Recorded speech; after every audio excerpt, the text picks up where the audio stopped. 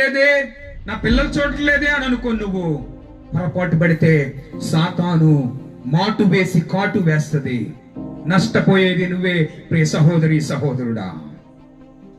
దేవుడు నీతో నాతో మనందరితో మాట్లాడుతున్నాడు.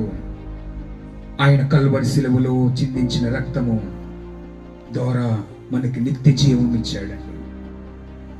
నిత్య జీవం ఇచ్చాడండి.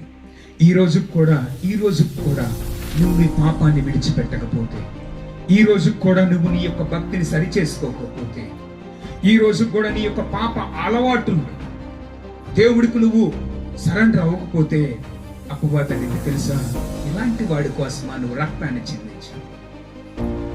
లేదు ప్రభు అంటాడు, నా కుమారుడు ఈ సంవత్సరం అయినను లేదా ఈ నెలలో అయినను ఇప్పుడు ఈ మాటలకైనను మారతాడేమో తన పాపాలను విడిచిపెడతాడేమో.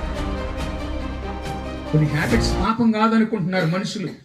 పాపం అంటే నేను దొంగతనం అనుకుంటున్నారు, వ్యభిచారం అనుకుంటున్నారు. పాపం అంటే అవి నేను చేయట్లేదు కదలే అని అనుకుంటున్నారు. నోటితో మత్తు పదార్థాలు నవలటం పాపం కాదా?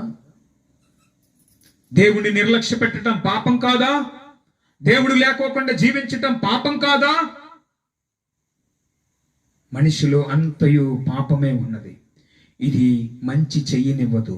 కానీ యేసుక్రీస్తు ప్రభు వారి యొక్క రక్తం ద్వారా కడగబడితే నీ జీవితమే కాదు, నువ్వు వెలుగ్గా ఉండటం కాదు, అనేక మందిని వెలుగ్గా చేస్తావు. హల్లెలూయా.